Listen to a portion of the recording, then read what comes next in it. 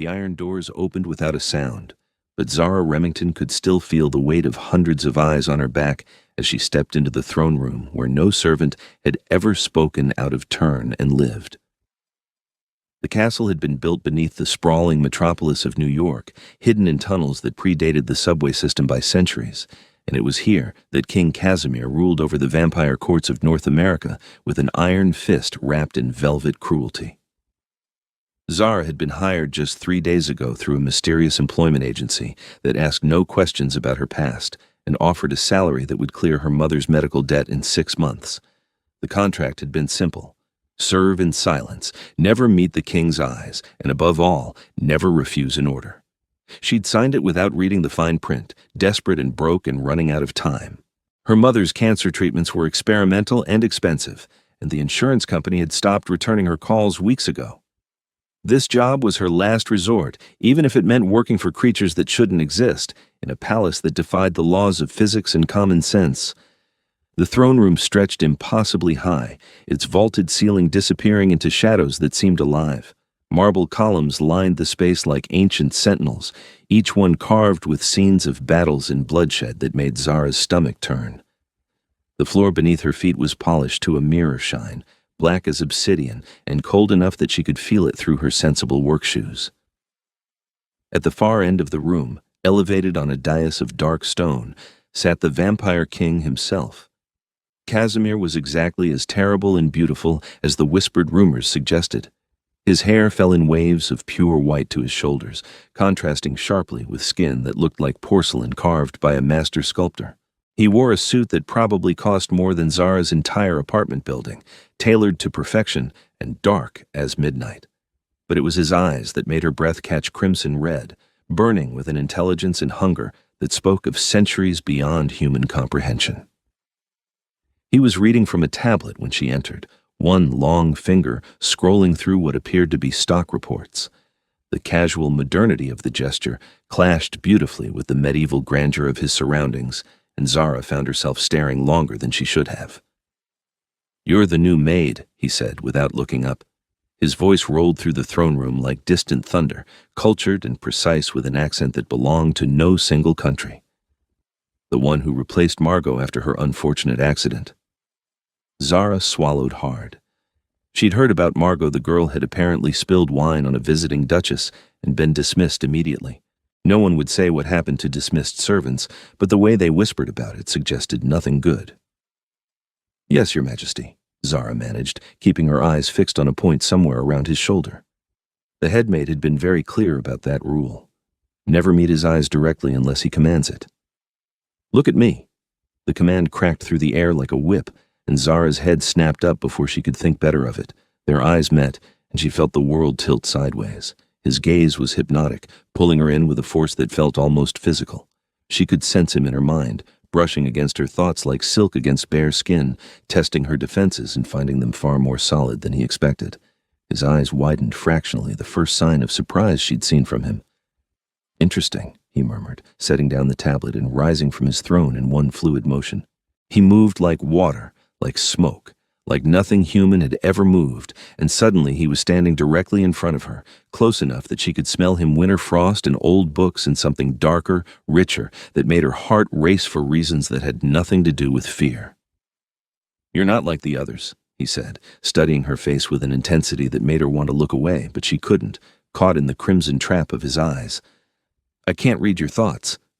"I didn't know you were supposed to," Zara said, then immediately wanted to kick herself. "Rule number 3. Speak only when spoken to, and even then, keep it brief." Something flickered across his face, amusement, maybe, or annoyance. It was hard to tell. "Are you being insolent, girl?" "No, Your Majesty." The title felt strange in her mouth, too formal and too ancient for the modern world above them. "I'm just telling the truth." "The truth?" He repeated the word like it was foreign, exotic. "How refreshing. Most of your predecessors spent their entire employment telling me exactly what they thought I wanted to hear."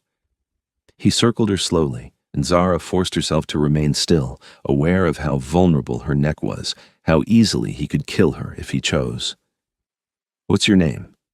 "Zara Remington." "And why are you here, Zara Remington? working in a castle full of vampires for a king who could drain you dry before you even realized you were dying? The brutal honesty of the question should have terrified her, but instead, Zara felt a strange calm settle over her shoulders. If he was going to kill her, he'd do it whether she cowered or not. My mother is sick. The treatments are expensive. Your employment agency offered more money in 6 months than I could make in 5 years anywhere else. So you sold yourself to monsters for money. There was no judgment in his voice, just a clinical observation. How very human. We all do what we have to do to protect the people we love, Zara said quietly. Even monsters, I suspect. The throne room fell silent. Somewhere in the shadows, she heard another vampire inhale, sharply. She hadn't realized they had an audience, but of course, they did. Kings didn't meet with servants in private. There were always witnesses, always eyes watching for weakness, always knives waiting to slide between ribs. Casimir stopped circling and stood directly in front of her again. What did you just say? Too late, Zara realized her mistake. She'd implied that vampires loved, that they protected, that they were something other than the soulless predators that human folklore painted them as. And worse, she'd done it in a room full of them, in front of their king, when she should have been bowing and scraping and keeping her mouth shut. But she'd never been good at keeping her mouth shut, and she was tired, so tired, of pretending to be something she wasn't. I said we all protect the people we love, she repeated, lifting her chin slightly. I assume that's universal, even for vampires. You assume. His voice dropped to a dangerous purr. You've been here 3 days, and you presume to know anything about what we feel or don't feel? No, Your Majesty. I don't presume to know anything. That's why I said, I suspect, not I know. Zara met his eyes steadily, refusing to look away, even though every survival instinct she possessed screamed at her to run. But I've watched the way the servants move through these halls, the way they flinch before you even speak, the way they answer your questions with whatever they think will keep them alive another day. And I thought maybe, just once, you'd want to hear the truth instead of another pretty lie. The silence stretched so long that Zara started counting her heartbeats, wondering if these would be her last. 20, 30, 45. Then Casimir laughed. It wasn't a pleasant sound, too sharp, too bitter, too raw to be mistaken for joy. But it was genuine, and something in Zara's chest loosened just slightly. You're either the bravest person I've met in 2 centuries, or the most foolish, he said finally. I haven't decided which yet. He turned away from her, walking back toward his throne with his hands clasped behind his back. You'll attend me directly from now on. No more scrubbing floors or changing linens. I want you here, in this room, every evening when I hold court. Why? The question escaped before Zara could stop it, and she heard someone in the shadows groan softly. Casimir glanced back over his shoulder, and this time, the amusement in his expression was unmistakable. Because everyone else in this castle is too terrified to tell me no, and I find that I'm curious to see what you'll do when I give you an order you don't want to follow. He settled onto his throne, picking up his tablet again. You're dismissed. Be back here at sunset tomorrow. Zara bobbed an awkward curtsy she'd never mastered the art of graceful bowing and fled the throne room with as much dignity as she could muster. The iron doors closed behind her with a soft boom, and only then did she let herself lean against the cold stone wall, her legs shaking and her heart hammering against her ribs. She'd just talked back to a vampire king. More than that, she'd implied that he might have feelings, might care about something beyond blood and power and dominance. By every reasonable measure, she should be dead right now. Or worse. Instead, she'd been promoted. The head maid was going to kill her. Sunset came too quickly and too slowly at the same time. Zara spent the day being fitted for a new uniform, still black, still modest, but made of fabric that whispered expensively against her skin and fit her like it had been sewn onto her body. The head maid, a severe woman named Mrs. Chen who'd been serving the vampire courts for 40 years, had tight lips and disapproving eyes. You spoke to the king, she said as she pinned Zara's hair into an elegant knot at the base of her neck. More than that, you contradicted him.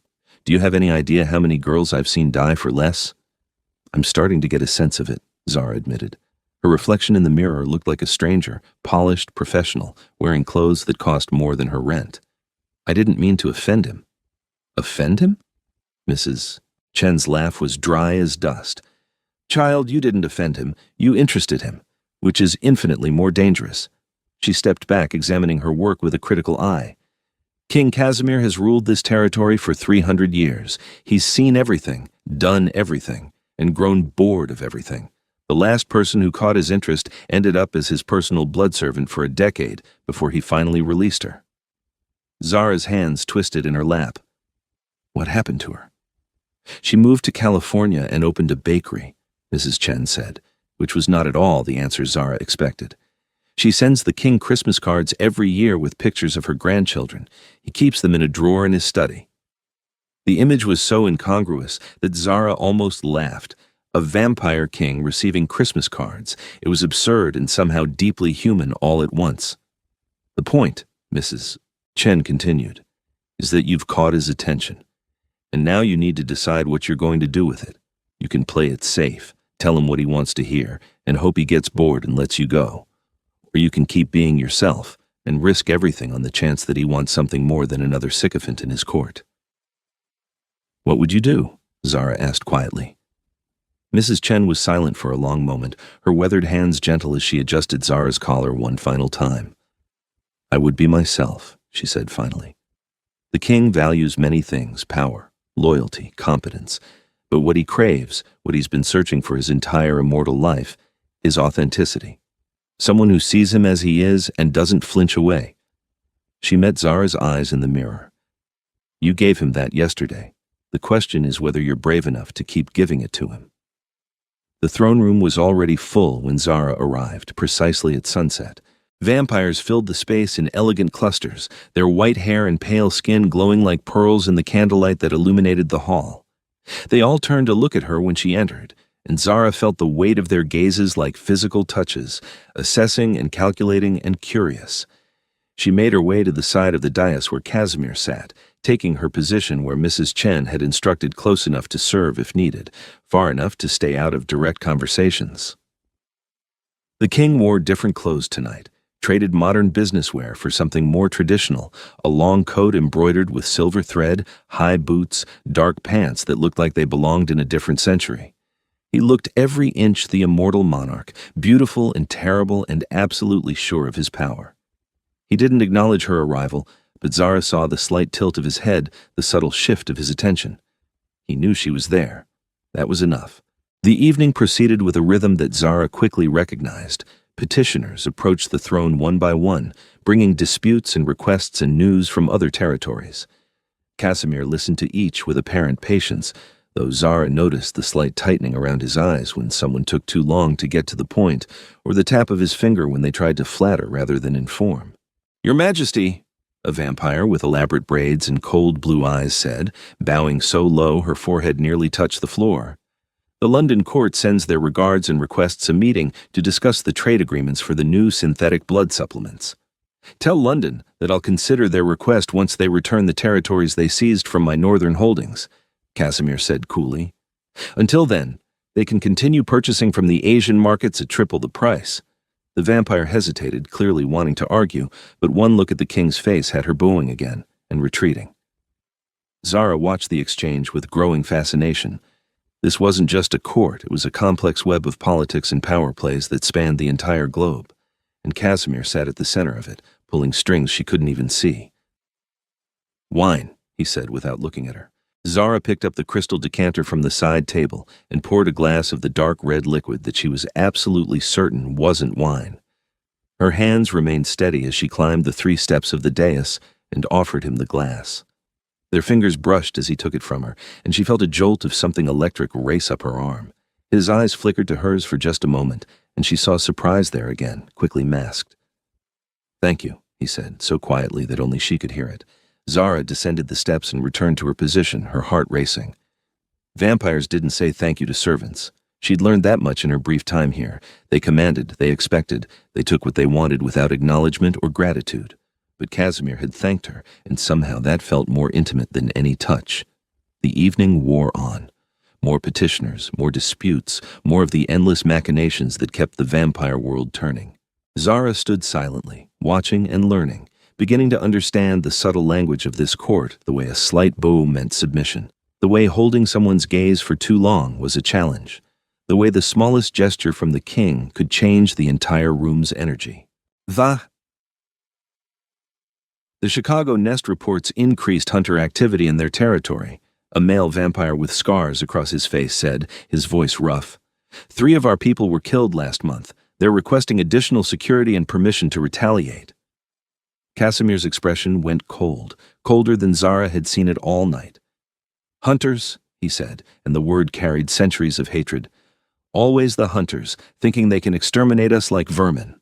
He leaned forward slightly. Tell Chicago they have my permission to defend themselves by any means necessary, but they are not to initiate attacks on civilian populations. We are not monsters, no matter what the humans believe. We kill only those who hunt us first. Yes, Your Majesty. The scarred vampire bowed and retreated. As the petitioner left, Casimir's eyes found Zara's across the room. She saw the question there, clear as if he'd spoken it aloud. What do you think of that? Your king, authorizing the deaths of your fellow humans. Zara didn't look away. Instead, she gave him the smallest nod, acknowledging the complexity of the situation. Vampires had a right to defend themselves just as humans did. The hunters who sought to kill them weren't innocent victims, they were aggressors, choosing violence. It wasn't a comfortable truth, but it was the truth nonetheless. Something shifted in Casimir's expression. Approval, maybe, or respect.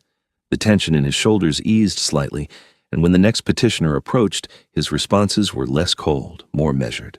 The court finally ended near midnight.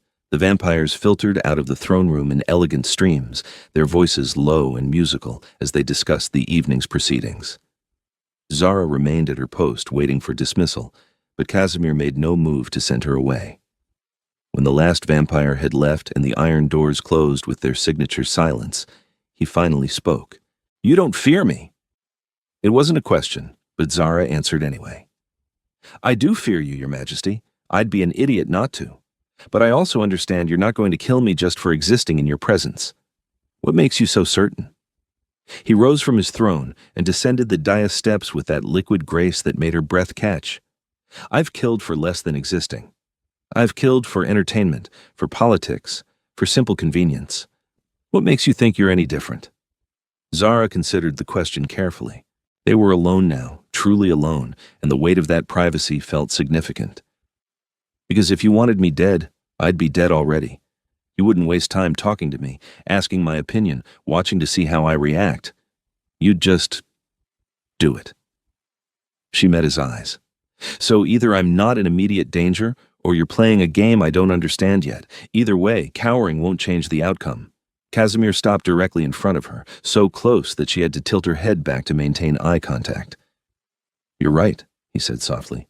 I am playing a game, but the question is whether you're a piece on the board or a fellow player. I'm a maid who needs to pay her mother's medical bills, Zara said bluntly. I don't have the luxury of playing games with vampire kings. Everyone plays games, Zara Remington. Some just have higher stakes than others. He reached out slowly, giving her time to pull away, and brushed a strand of hair that had escaped her careful styling back behind her ear. His fingers were cool against her skin, but not unpleasantly so. Your mother. The cancer. How long does she have? The question hit Zara like a physical blow.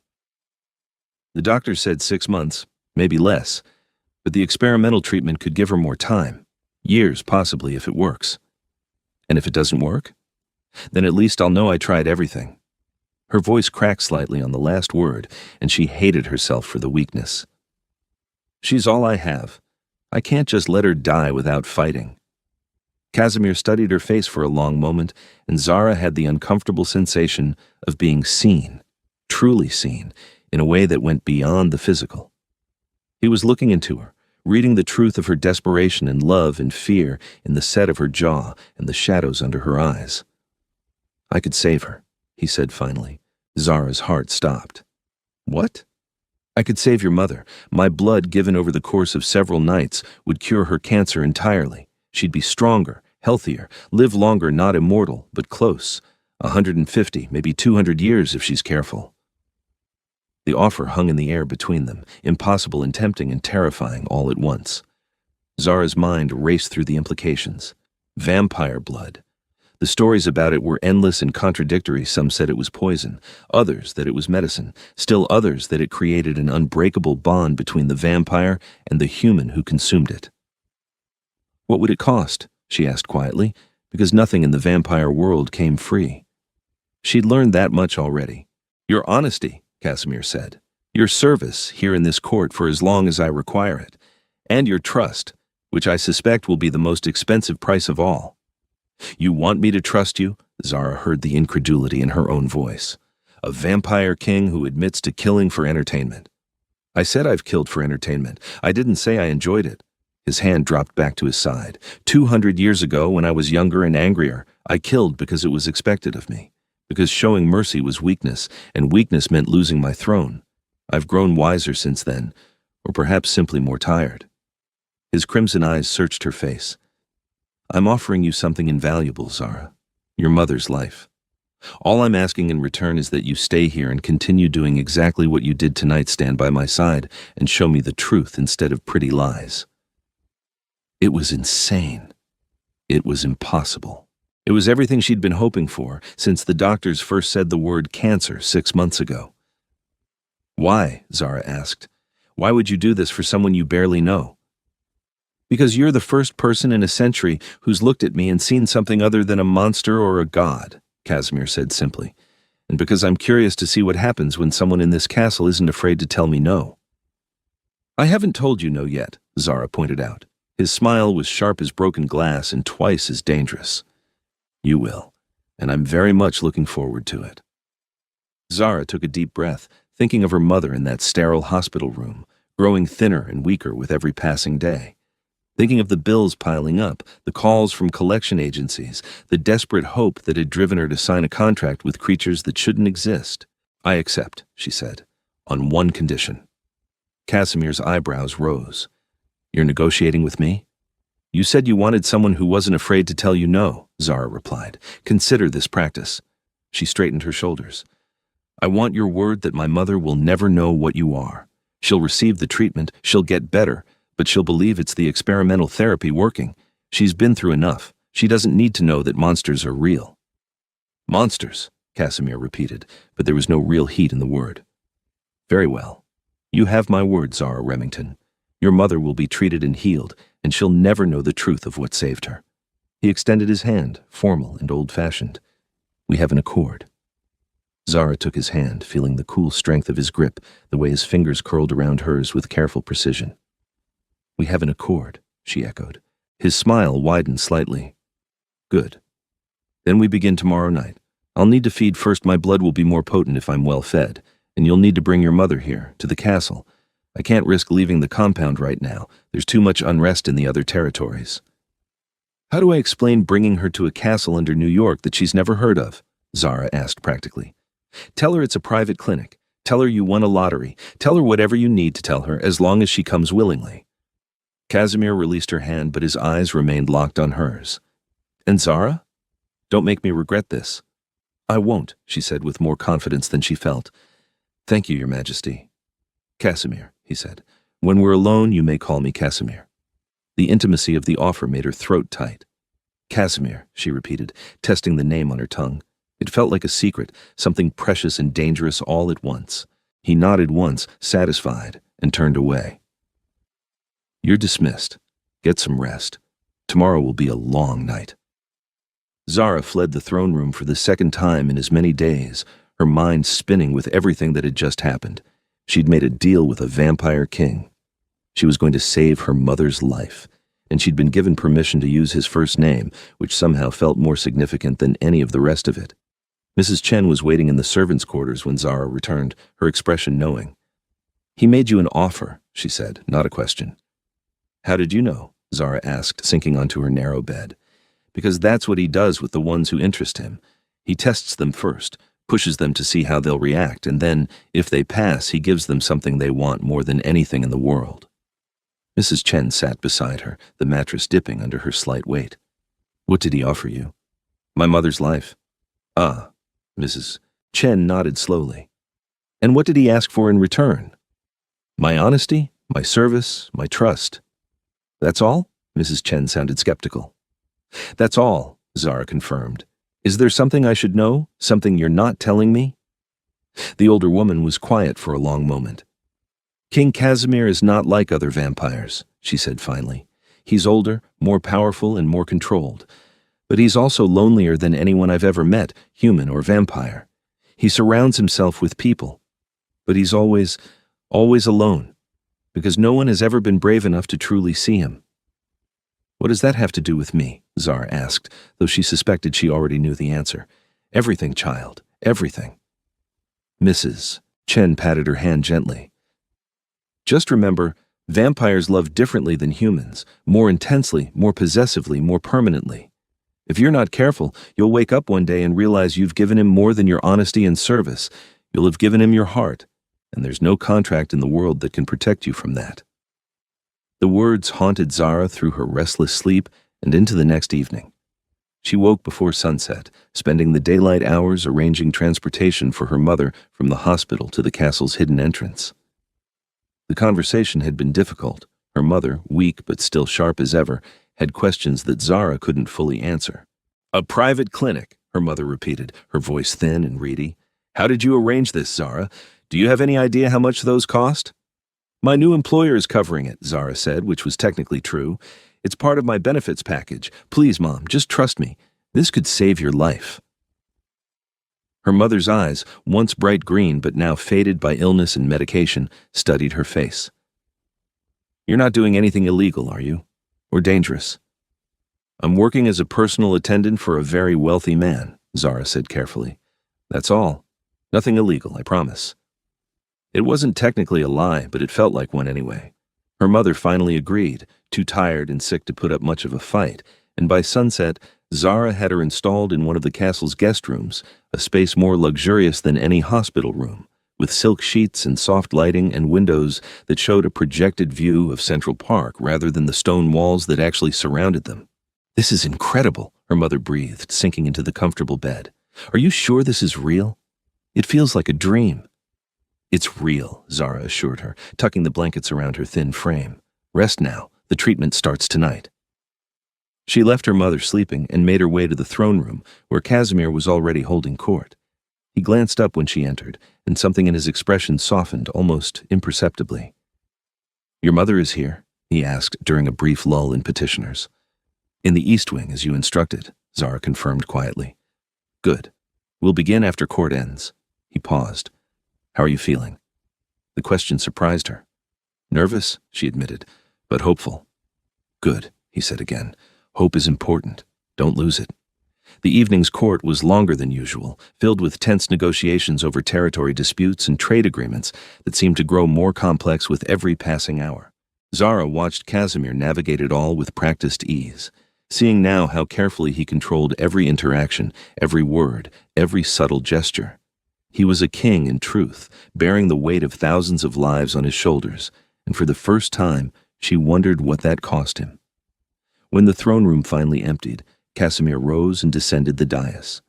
Come, he said, offering her his hand. Let's save your mother's life.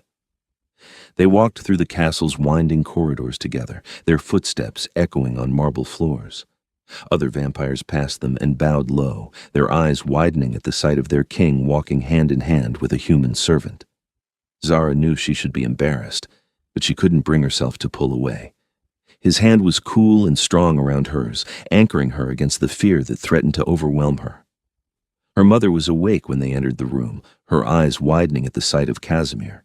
He was magnificent in the soft light, every inch the immortal aristocrat, and Zara saw her mother's confusion and awe in equal measure. Mrs. Remington, Casimir said smoothly, his voice warm and reassuring in a way Zara had never heard it before.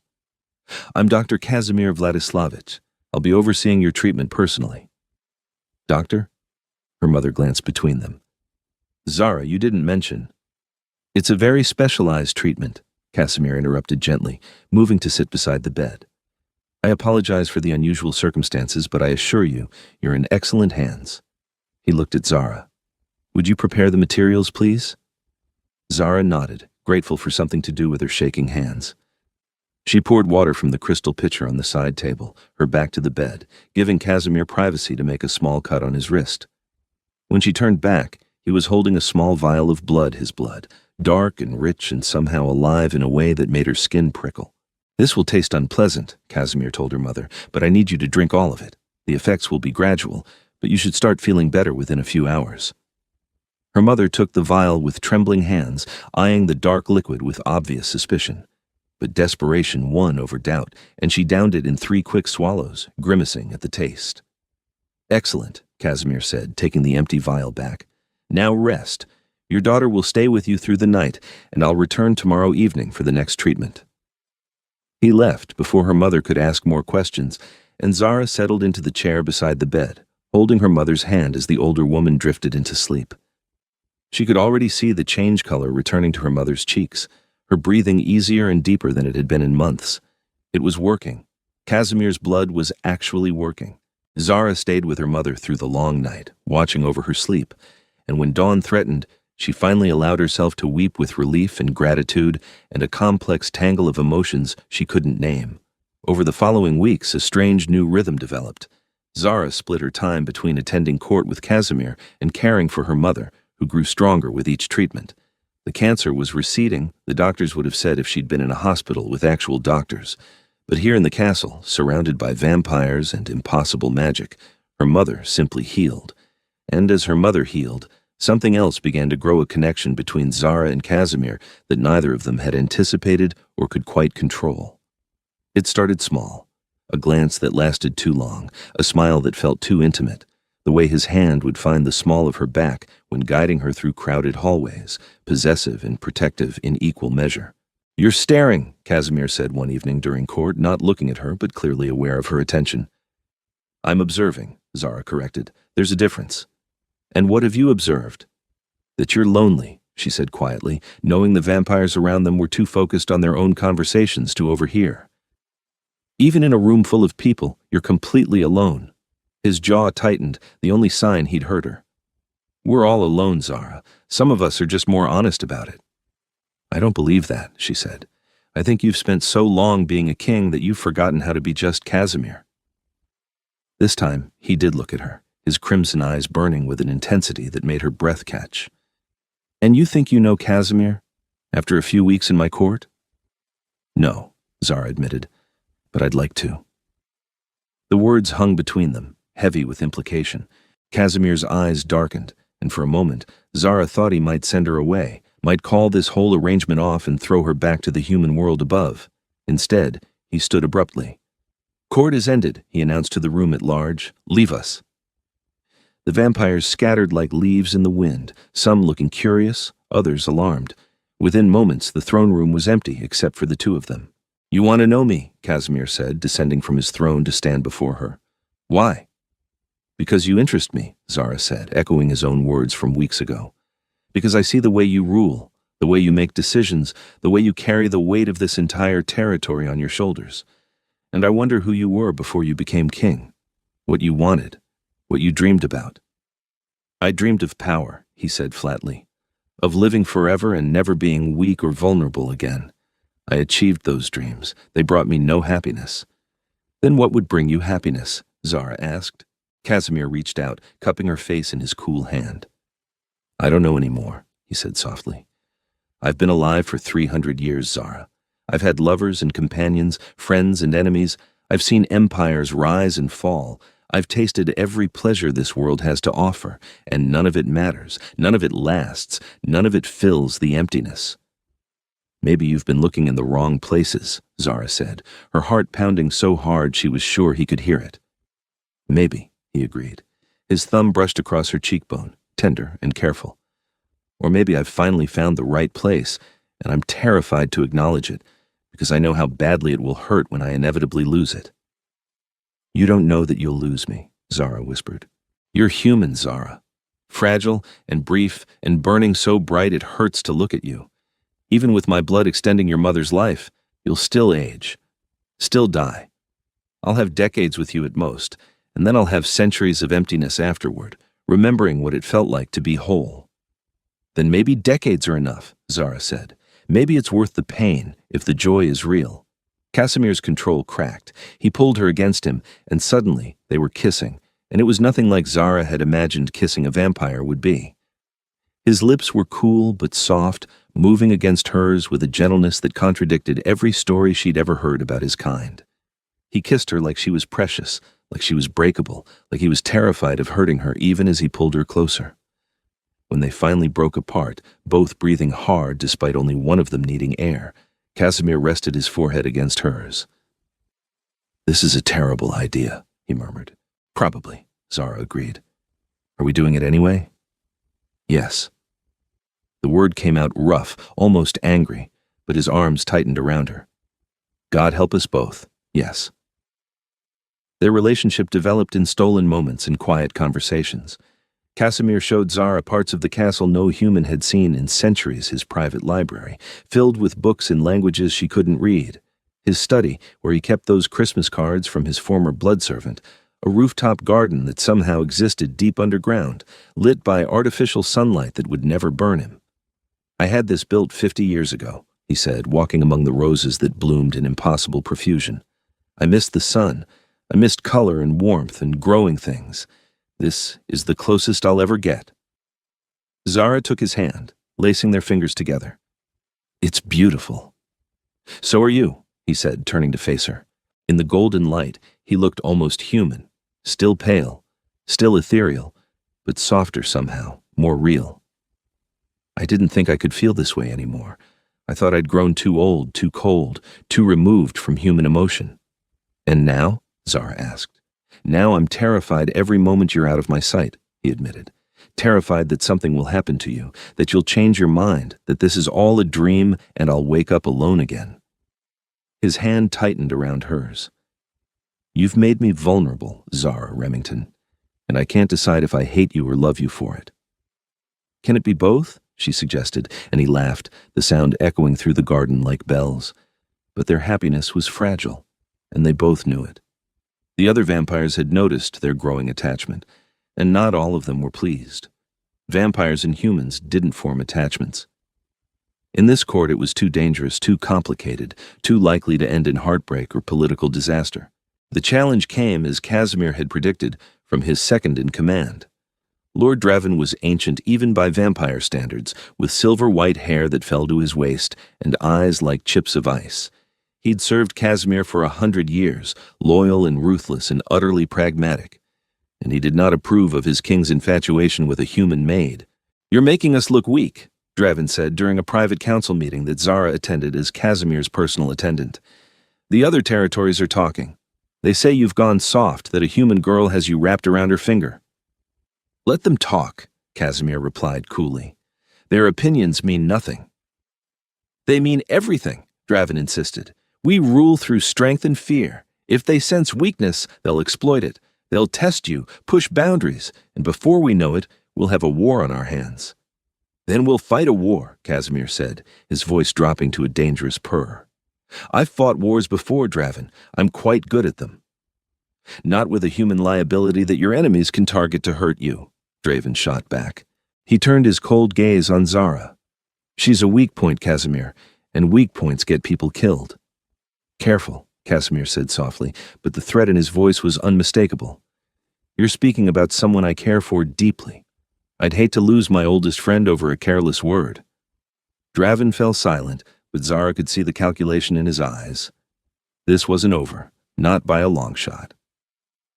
That night, lying in Casimir's bed because they'd progressed to that point, carefully and tenderly, and with more emotion than either of them knew how to handle, Zara finally voiced her fears. "He's right, you know," she said quietly, her head resting on Casimir's chest, listening to the slow, steady beat of his heart. Vampires did have heartbeats, she'd learned. Just slower, quieter, more controlled. I'm a liability. If someone wants to hurt you, I'm the easiest target. "Then I'll make sure no one can reach you," Casimir replied, his fingers trailing through her hair. "I'll surround you with guards, put protections on you that even the oldest vampires can't break through." "That's not a life, Casimir. That's a prison." "Then what do you suggest?" He shifted, rolling to face her so their eyes met in the darkness. "Should I let you go? Send you back to the human world where you'll be safe from vampire politics but I'll never see you again? Is that what you want?" "No," Zara said fiercely. "I don't want that at all. But I don't want you to lose your throne because of me either." I don't want to be the reason you're challenged or hurt or worse. Casimir kissed her forehead, her cheeks, her lips. You're not going anywhere, he said between kisses. I don't care what Draven thinks, what the other territories think, what anyone thinks. You're mine, Zara Remington, and I protect what's mine. The possessiveness should have bothered her, but it didn't. Instead, it made her feel safe, cherished, important in a way she'd never experienced before. She kissed him back, pouring all her fear and love and desperate hope into the contact. And for a while, they forgot about politics and danger and the complicated reality of a vampire king loving a human girl. But reality had a way of intruding, no matter how hard they tried to ignore it. The attack came 3 weeks later, during a formal dinner with visiting dignitaries from the European courts. Zara was serving wine, moving through the crowded hall with practiced ease, when she felt the first prickle of warning at the back of her neck. Something was wrong. She glanced around, trying to identify the threat, when suddenly the lights went out. The hall erupted into chaos screams, the sounds of fighting, the sharp scent of spilled blood. Zara dropped to her knees, crawling beneath the table, trying to stay out of the way of the supernatural battle happening above her. Then, someone grabbed her arm, yanking her out into the open. She found herself face to face with a vampire she didn't recognize young, with wild eyes and fangs fully extended. You're the king's pet, the vampire hissed. Perfect. He'll do anything to get you back. Before Zara could scream, before she could fight, the vampire's hand clamped over her mouth and everything went dark. She woke in a stone cell that smelled of damp and old blood. Her head throbbed, and her wrists were bound with what felt like silver chains. The metal burned against her skin, and she realized, with a sick jolt, that these chains were meant for vampires, which meant her captors knew enough about this world to prepare properly. You're awake, a voice said from the shadows. A man stepped into the dim light, human by the warmth of his skin and the steady sound of his heartbeat. He was middle-aged, scarred, with eyes that held too much knowledge and too much hate. Good. I was worried we'd hit you too hard. Who are you? Zara asked, her voice rough. Victor Graves, he said, hunter specifically. I've been tracking vampires for 20 years, and I've been waiting for an opportunity like this for half that time. Like what? Zara pulled against her chains, but they held fast. A way to get to the Vampire King, Victor said, crouching down to her level. You see, Casimir is smart. He's careful. He doesn't leave his territory, doesn't expose himself to danger, and he's surrounded by vampires who would die for him. But you, he smiled, and it was not a nice expression. You're human, fragile. And from what my sources tell me, he's completely obsessed with you, which means he'll come for you. And when he does, I'll be waiting. Zara's blood ran cold. He'll kill you, she said. You have no idea what you're dealing with. Oh, I have every idea, Victor assured her. I've killed 17 vampires. I know their weaknesses, their strengths, their arrogance. And I know that love makes even the most powerful creatures stupid. He stood, walking toward the cell door. Rest up, Miss Remington. You're the bait that's going to end a 300-year-old monster's reign. You should be proud. He left her alone in the darkness, and Zara fought down panic. She had to think, had to plan. Casimir would come for her. Victor was right about that much, but he'd be walking into a trap, and she couldn't let him die because he loved her. She tested the chains again, wincing as the silver burned deeper. They were tight, professionally secured. But silver only affected vampires. It shouldn't burn human skin this badly unless they were enchanted. Witch Maid, probably, designed to hold any supernatural creature or someone with supernatural blood in their system, like someone who'd been drinking vampire blood to save her mother. Zara's mind raced. If the chains were enchanted, that meant Victor was working with witches, which meant this was bigger than one vengeful hunter. This was organized, planned, coordinated. Casimir wasn't just walking into a trap, he was walking into a war. She had to warn him. But how, when she was locked in a cell with no way to communicate? Then she remembered something Mrs. Chen had told her weeks ago. Vampires could sense the emotions of people they'd bonded with. Casimir had given her his blood through her mother's treatments, and she'd consumed enough through those transfusions that a connection should exist between them. Zara closed her eyes and focused, reaching out with her mind and heart, trying to find that invisible thread that connected her to Casimir. She thought about him with all the intensity she could muster: his face, his voice, the way he kissed her like she was the most precious thing in any world. And then she thought one word, over and over, pouring every ounce of desperation and love and fear into it. Trap. Somewhere above ground, in a castle built beneath a city that never slept, Casimir felt his heart stop. He was in a council meeting with Draven and the other lords when the emotion hit him like a physical blow, Zara's fear, her pain, her desperate warning. The connection between them was new, barely formed, but it was there, and it was screaming danger. "My king," Draven said, alarmed by whatever he saw in Casimir's face. "They took her," Casimir said, his voice deadly calm in the way that preceded extreme violence. "The hunters. They took Zara." "Then we mobilize," Draven said immediately, whatever doubts he'd had about Zara vanishing in the face of his king's rage. "Every vampire in the territory. We'll tear the city apart until we find her." "No," Casimir said, standing. His eyes had gone completely red, no white remaining, a sign of a vampire losing control. "This is a trap. They want me to react emotionally, to charge in without thinking. That's what they expect." He forced himself to breathe, to think past the primal need to destroy everything between him and his mate. "We'll be strategic. Draven, contact our witch allies. I need to know who's working with the hunters. Someone enchanted chains to hold Zara. I can feel them burning her. That level of magic doesn't come cheap." "On it," Draven said, already moving toward the door. "And Draven?" Casimir's voice stopped him. "Find my armor, the real armor from the old wars. If they want to see the Vampire King, I'll give them exactly what they're expecting, a monster." It took 6 hours to gather intelligence, and every minute felt like an eternity. Casimir paced his throne room like a caged predator, the other vampires giving him wide berth. His control was fraying, the civilized veneer he'd built over centuries cracking under the weight of his fear and fury. Finally, Draven returned with news. The witch who made the chains is named Helena Blackthorn. She's old, powerful, and has a grudge against vampire kind dating back to the Salem trials. She's been working with a hunter named Victor Graves. "Where?" Casimir demanded. "An abandoned warehouse in Red Hook. It's warded against magical tracking, but our source was able to give us the general location." "Gather 50 of our best fighters," Casimir ordered. "We go at midnight. Full force, no mercy. Anyone working with the hunters dies, no exceptions." "And if they kill her before we arrive?" Draven asked quietly. Casimir's smile was terrifying. "Then I'll make sure every hunter in North America understands what happens when you touch something I love. I'll burn their organizations to the ground. I'll slaughter them in their homes. I'll make them pray for death long before I grant it." He turned to face his second in command. "They've made a mistake, Draven. They think I've gone soft. They think my love for Zara makes me weak.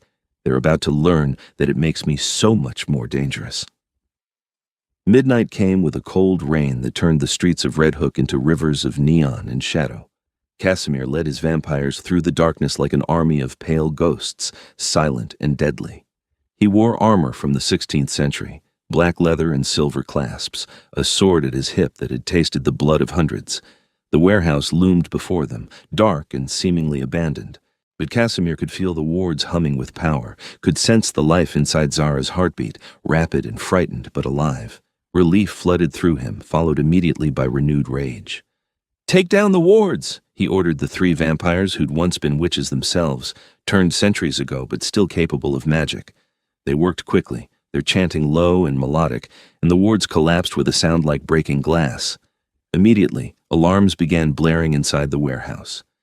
"Go!" Casimir commanded, and his vampires poured through the doors like a dark tide. The fight was brutal and brief. The hunters had prepared for vampires, armed with stakes and holy water and silver bullets. But they'd prepared for ordinary vampires, not a king and his elite guard. Casimir moved through the warehouse like death itself, his sword singing as it cut through both air and flesh. He felt nothing for the humans he killed. They'd taken Zara, had burned her with enchanted chains, and for that, there could be no mercy. He found Victor Graves standing guard outside a reinforced door, a crossbow loaded with a wooden bolt aimed directly at Casimir's heart. "One step closer and I put this through your chest," Victor warned. "You could try," Casimir agreed, still walking forward.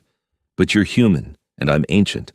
I'll pull that bolt out before your brain even registers that you've fired it, and then I'll break every bone in your body, slowly, starting with your fingers and working my way up to your spine." Victor's hand trembled. You're a monster. Yes, Casimir said simply. I am. I've never pretended otherwise. But you took something precious from me, Victor Graves, and for that, you don't get the mercy of a quick death. He moved faster than any human eye could follow, wrenching the crossbow from Victor's hands and backhanding him across the face, hard enough to send him flying into the wall. The hunter crumpled, unconscious, and Casimir left him there. He'd deal with him later. Right now, all that mattered was getting to Zara. The reinforced door shattered under one blow from Casimir's armored fist. The cell beyond was dark and cold, and Zara was huddled against the far wall, her wrists still bound in those burning chains. Casimir, she breathed, and the relief in her voice nearly broke him. He crossed to her in 2 strides, examining the chains.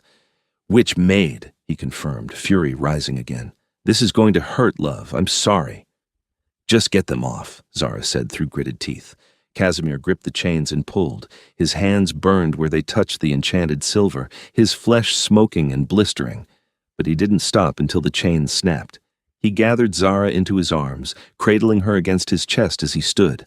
I've got you, he murmured against her hair. You're safe now. I won't let anyone hurt you again.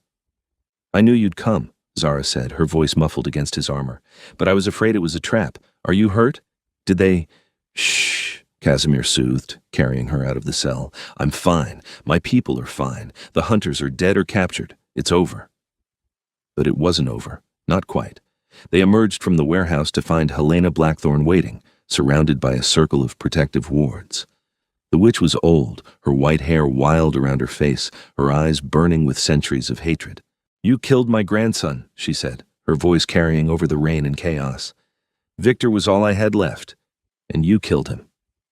He's not dead, Casimir replied, though privately he thought it would have been kinder if he were. But he will be, unless you leave now and never target my people again. Your people, Helena spat. Monsters, all of you. You've lived too long, taken too much. Someone has to stop you. And you think that someone is you? Casimir asked, almost pityingly. Helena, I'm 300 years old. I've seen witches more powerful than you could ever dream of being, and they're all dust now. Walk away. Take your grandson and leave this city. I won't offer mercy twice. I don't want your mercy, Helena snarled. She raised her hands, power gathering around her in visible waves of crackling energy. I want your death. She unleashed the spell directly at Casimir, a bolt of pure magical force designed to burn a vampire from the inside out. But Casimir had been expecting it. He'd lived through witch wars and inquisitions and holy crusades. He knew how to dodge magic. What he didn't expect was for Zara to wrench herself from his arms and throw herself between him and the spell. No! Casimir's scream echoed through the warehouse district, but it was too late. The spell hit Zara square in the chest, and she collapsed like a puppet with cut strings. Time seemed to stop. Casimir caught her before she hit the ground, sinking to his knees, Zara's limp body cradled against him. Behind him, he heard Draven heard the wet sound of a blade finding flesh, Helena's cut-off scream. The witch was dead, but Casimir didn't care. All he cared about was the girl in his arms, her heartbeat fluttering weak and irregular, her skin going cold. No, no, no, he chanted, pressing his hand over the burn mark on her chest where the spell had struck. Zara, stay with me. Don't you dare leave me. Don't you dare. Her eyes fluttered open, unfocused and pained. Had to, she whispered. Couldn't let you die.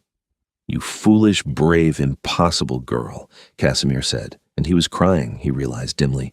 Tears he hadn't shed in 200 years, falling onto Zara's face like rain. Why did you do that? Because I love you, Zara said simply. Isn't that what people do? Protect the ones they love? I'm supposed to protect you, Casimir said desperately. That's my job. That's what I'm for. Then protect me now, Zara breathed. Turn me, make me like you, or I'm going to die and you'll be alone again. Casimir's mind raced. Turning a human was a serious matter, not to be undertaken lightly. It required permission from the vampire councils, political maneuvering, careful preparation, but there was no time for any of that. Zara was dying in his arms, her heartbeat growing weaker with every passing second, and if he didn't act now, he'd lose her forever. Are you sure? He asked, needing her consent even in this desperate moment. Once it's done, it can't be undone. You'll be vampire, Zara, immortal, but also forever changed, forever other. I'm sure, Zara said, her hand coming up to cup his face. As long as I'm with you, I don't care what I am. Casimir didn't waste another second. He bit into his own wrist, opening a vein, and pressed it to Zara's lips. "Drink," he commanded, "as much as you can." She drank, her throat working weakly at first, then stronger as his ancient, powerful blood flooded her system. He could feel the magic working, his blood fighting the witch's curse, rewriting Zara's DNA on a fundamental level. It was agonizing and beautiful and terrible all at once. When she'd had enough, Casimir pulled his wrist away and bit into her throat, not to drain her, but to mingle their blood, to complete the transformation. Her blood tasted of life and love and courage, and he took only what was necessary before licking the wound closed. "Now we wait," he said, lifting her into his arms again. "Draven, clear the cars. We need to get her back to the castle immediately. The transformation is unpredictable, and I want her somewhere safe." The drive back was a blur. Casimir held Zara the entire way, monitoring every change in her body, every shift in her breathing. Her heart was slowing, which was normal. Vampire hearts beat only a few times per minute. Her skin was cooling, losing its human warmth. Her hair was already starting to lighten at the roots, pure white emerging like snow. She was beautiful. She was becoming. They arrived at the castle just as Zara's human heart beat its last time. Casimir carried her to his private chambers, laying her on his bed surrounded by silk and softness. Her mother was there, summoned by Draven, her face pale with fear. "What happened?" she demanded. "What did you do to my daughter?"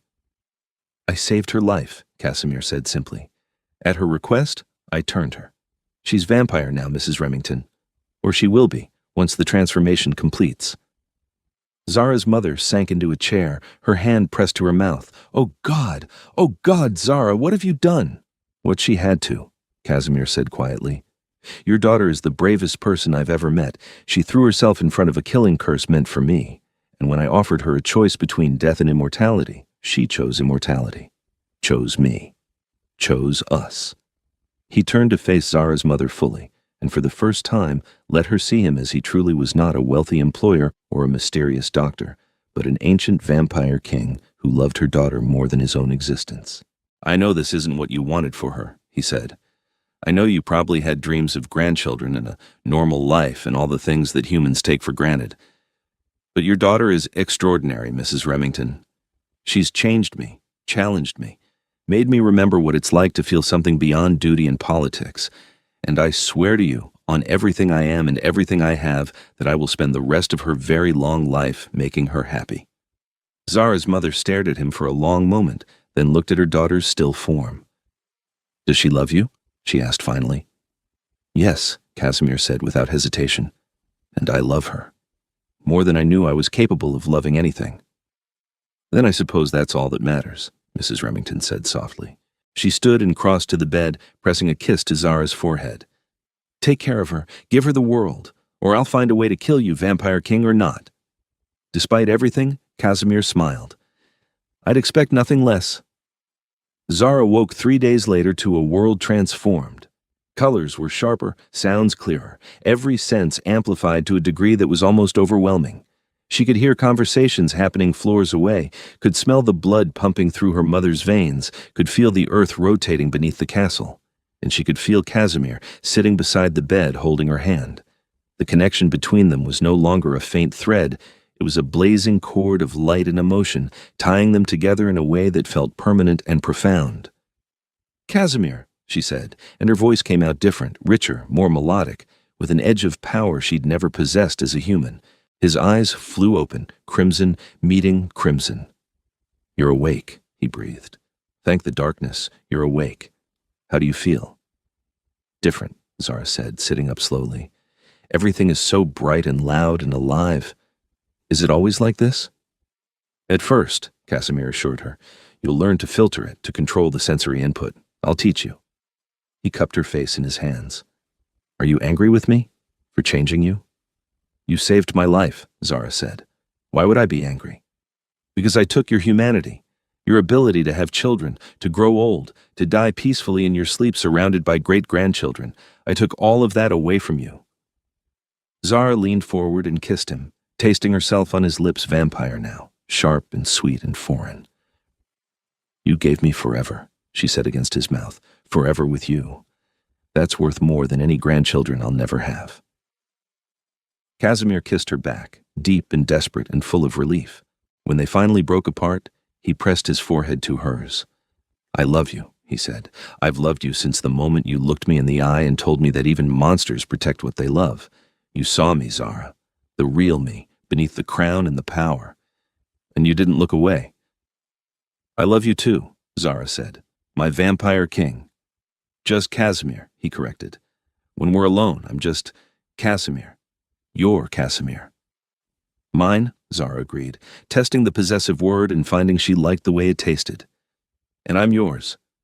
"Forever," Casimir promised. "For as long as the stars burn and the earth turns, you're mine and I'm yours." The formal acknowledgement of their bond came a week later, during a ceremony that brought vampire lords and ladies from all over the world. The throne room was packed with witnesses as Casimir stood before his court, Zara at his side, wearing a gown of midnight blue that made her new white hair glow like starlight. "I present to you my mate," Casimir announced, his voice carrying to every corner of the vast space. "Zara of House Remington, turned by my blood, bound by my heart. Any who wish to challenge this union may step forward now." Silence. No one moved. No one dared.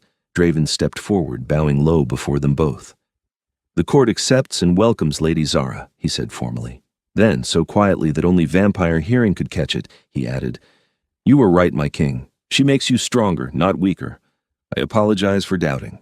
Casimir inclined his head, accepting the apology with grace. "Rise, old friend. There's much to celebrate tonight." And celebrate they did. The castle filled with music and dancing, with vampires from a dozen different courts, mingling and sharing news and forming alliances that would shape the next century. Zara navigated it all with growing confidence, learning the subtle politics of vampire society, discovering that her directness and honesty were actually assets in a world built on deception and hidden motives. "You're a natural," Casimir murmured as they danced together, moving across the marble floor in perfect synchronization. "They're all fascinated by you, the human who became a vampire queen." "I'm not a queen," Zara protested. "Not officially," Casimir agreed, "but give it time. These things take years to formalize in vampire politics, but make no mistake, love, you're my equal now, my partner, and eventually, when the paperwork clears, you'll be my queen in truth." The thought should have terrified Zara, but instead, she felt a thrill of excitement. She'd gone from a broke girl trying to save her mother to a vampire with power and purpose, and a king who loved her. It was impossible and perfect, and exactly what she hadn't known she was looking for. "Then I guess I'd better start learning how to be royal," she said with a smile. Casimir's answering smile was full of promise and heat. "I'll enjoy teaching you." The months that followed were a whirlwind of adjustment and joy. Zara learned to control her new vampire abilities, discovering that she was particularly gifted at reading emotions, that mental shield that had kept Casimir out of her thoughts as a human now worked in reverse, allowing her to sense the feelings of everyone around her. It made her invaluable during court sessions, able to tell Casimir when someone was lying or hiding their true intentions. Her mother adjusted to the change with remarkable grace, splitting her time between the castle and a new apartment in Manhattan that Casimir had gifted her. She was healthy now, vibrant and strong thanks to the vampire blood treatments, and while she mourned the grandchildren she'd never have, she took comfort in knowing her daughter was happy and would live long enough to see centuries pass. "I always knew you were destined for something extraordinary," she told Zara during one of their visits. "I just thought it would be a PhD, not marrying a vampire king." Zara laughed. "Life takes unexpected turns." "That it does." Her mother squeezed her hand. "But I'm proud of you, sweetheart. You found love in the strangest place, with the most impossible person, and you made it work. That takes courage." "I learned from the best," Zara said, squeezing back. "You never gave up, even when things were hardest. You taught me to fight for what matters." "And he matters?" her mother asked, glancing toward where Casimir stood speaking with Draven, looking every inch the powerful king he was. "More than anything," Zara said softly. "He's everything, Mom.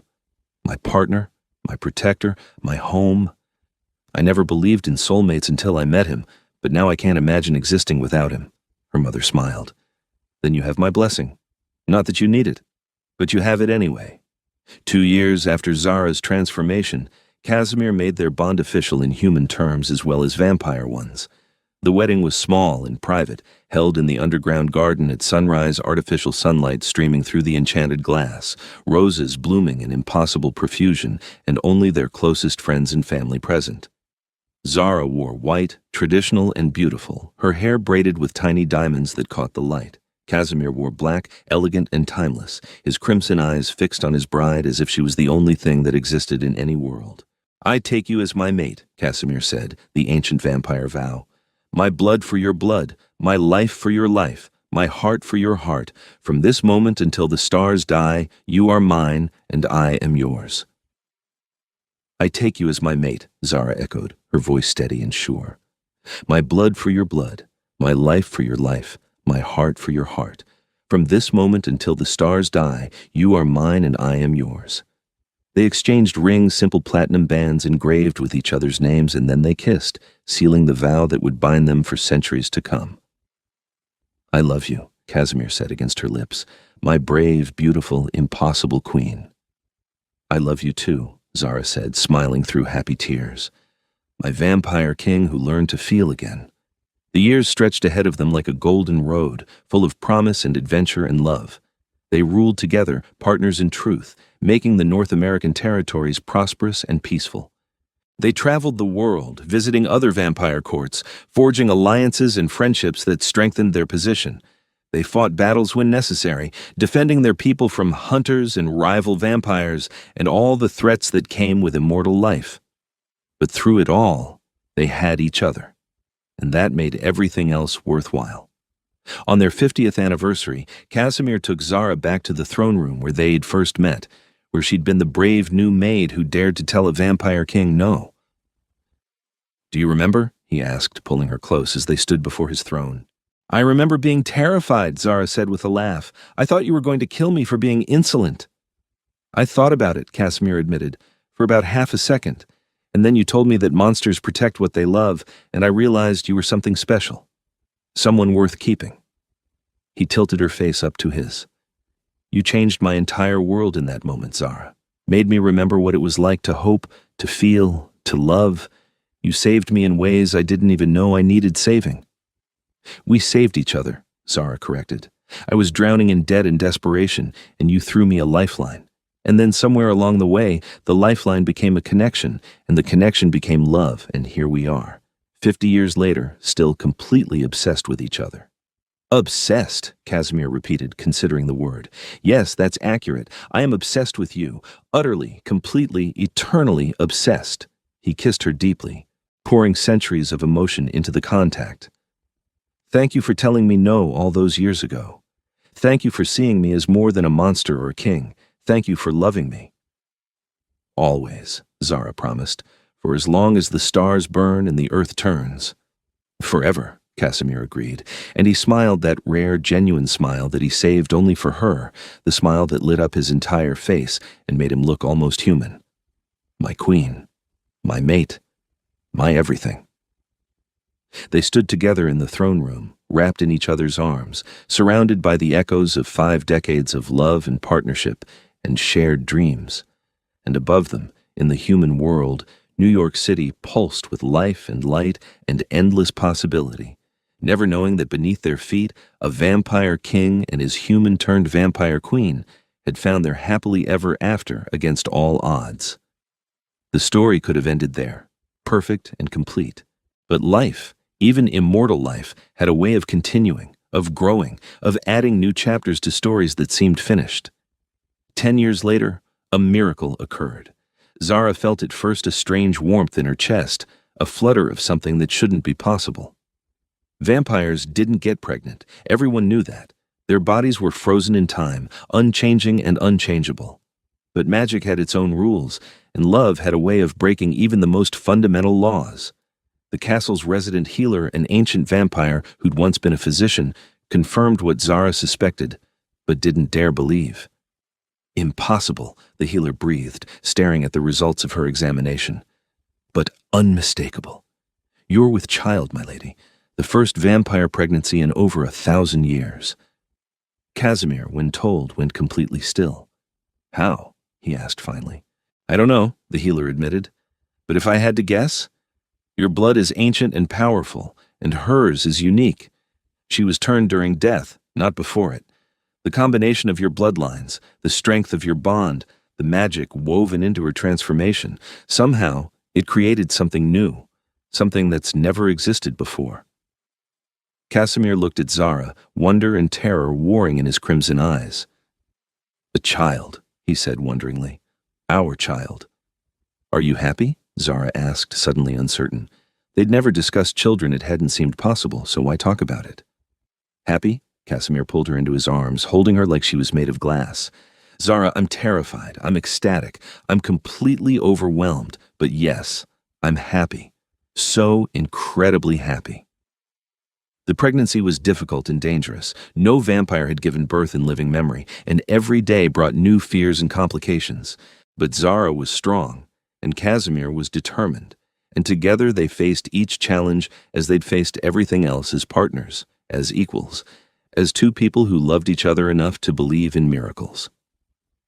Their daughter was born on a winter night, during a snowstorm that blanketed New York in white. She came into the world screaming and perfect, with her father's white hair and her mother's human warmth, a hybrid creature that shouldn't exist but did. They named her Aurora, for the dawn that Casimir could never see but would always love because it reminded him of hope. And as Casimir held his daughter for the first time, this ancient vampire king who'd lived for 3 centuries and thought himself incapable of surprise, he wept openly, not from sorrow but from pure, overwhelming joy. "Thank you," he told Zara, who lay exhausted but radiant in their bed. "Thank you for everything. For loving me, for challenging me, for giving me a family I never dreamed I could have." "Thank you for seeing me," Zara replied, "for choosing me, for making every day of our immortal life an adventure." They sat together, parents now, marveling at the tiny miracle they had created. Outside, the world turned, indifferent to the profound happiness contained within one underground castle. But inside, in a bedroom lit by candlelight and love, a family was complete. Years continued to pass, decades flowing like water.